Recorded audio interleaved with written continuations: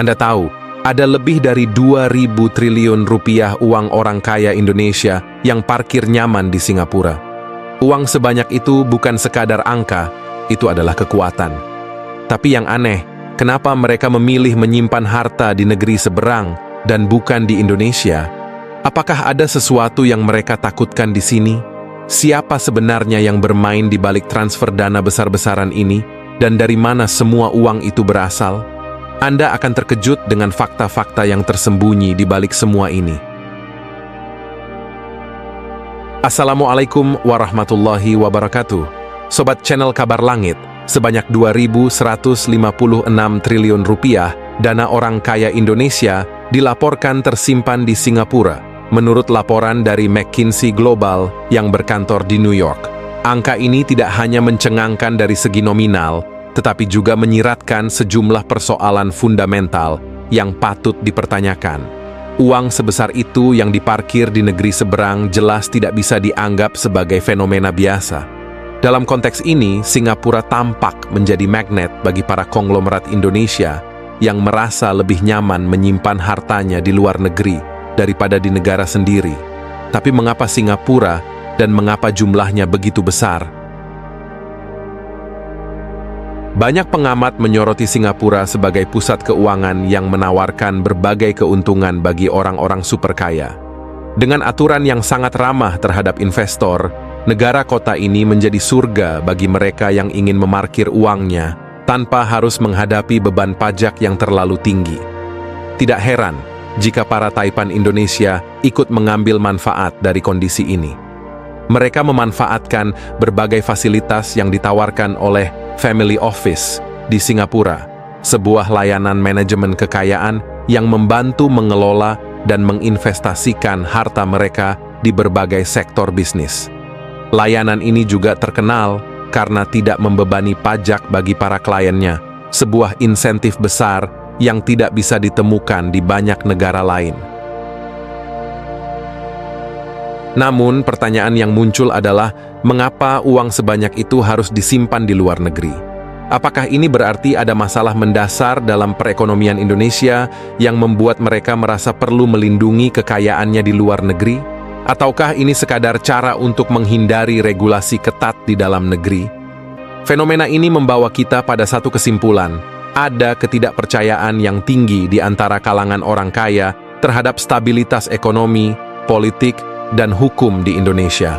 Mereka mungkin melihat potensi risiko dalam kondisi sosial politik yang tidak stabil, sehingga memilih menyimpan uangnya di Singapura sebagai langkah preventif untuk melindungi aset mereka dari berbagai kemungkinan buruk yang bisa terjadi di Indonesia. Selain itu, masalah transparansi menjadi sorotan utama dalam kasus ini. Tidak ada yang tahu dengan pasti siapa saja orang-orang kaya yang menyimpan uangnya di Singapura.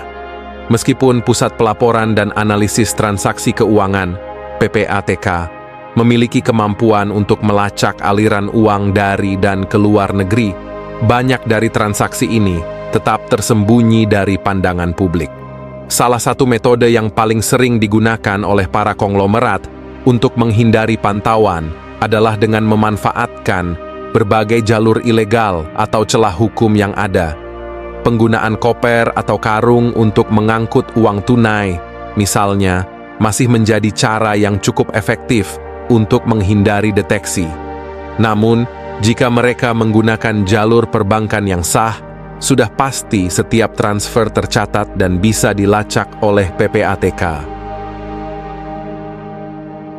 Menariknya, Singapura sendiri juga semakin ketat dalam menyeleksi sumber uang yang masuk ke negaranya.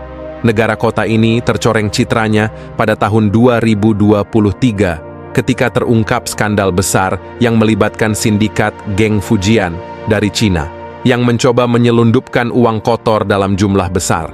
Dari operasi ini, pihak berwenang Singapura berhasil menyita sekitar 2,3 miliar dolar Amerika Serikat atau setara dengan 48 triliun rupiah.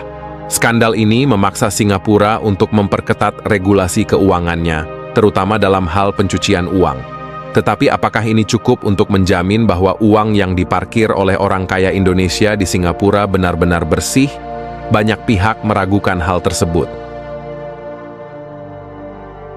Indonesia sendiri dikenal memiliki sejarah panjang terkait praktik pencucian uang.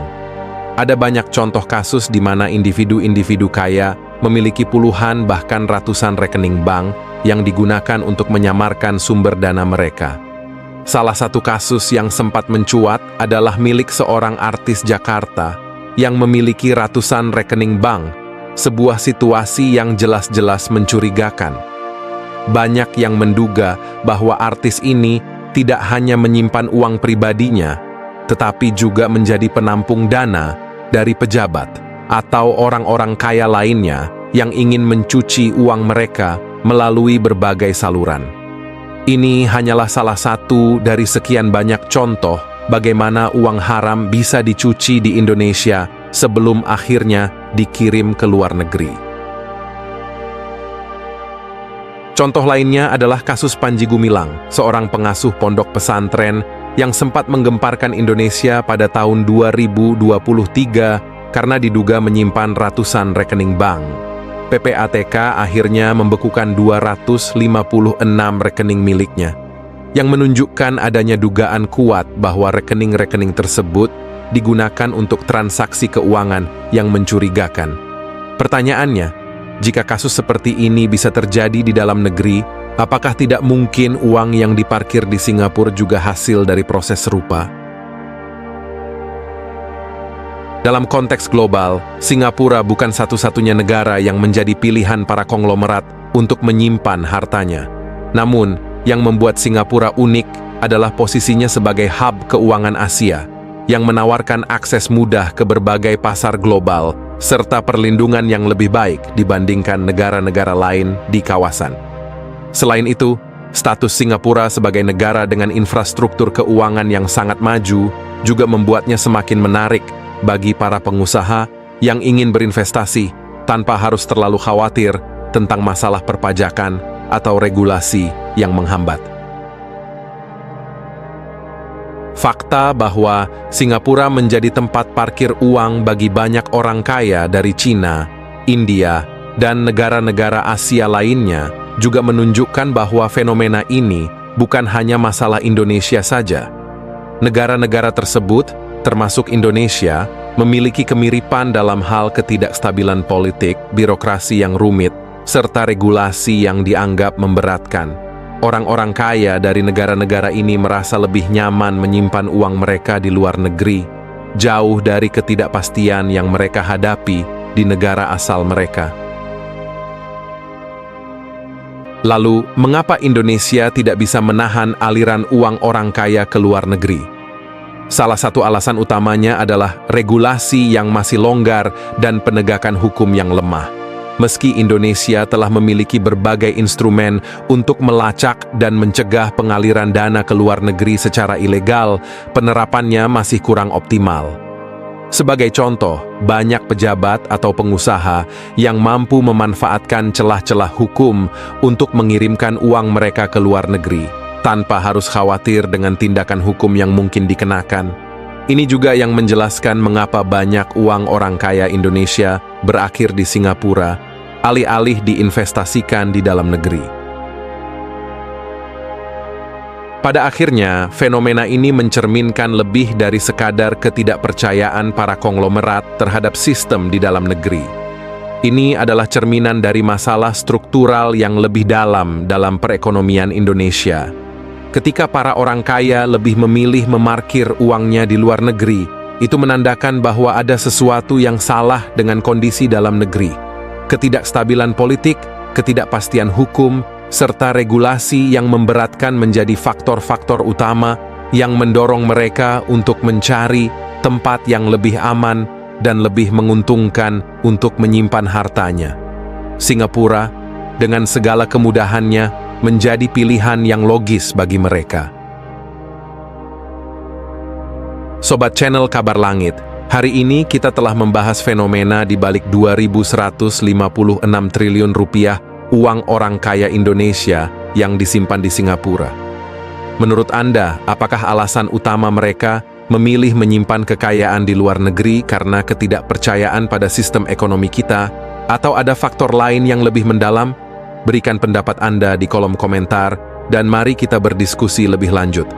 Jangan lupa untuk like video ini, subscribe channel Kabar Langit, dan aktifkan lonceng notifikasinya. Terima kasih sudah menonton sampai akhir. Sampai jumpa di video berikutnya.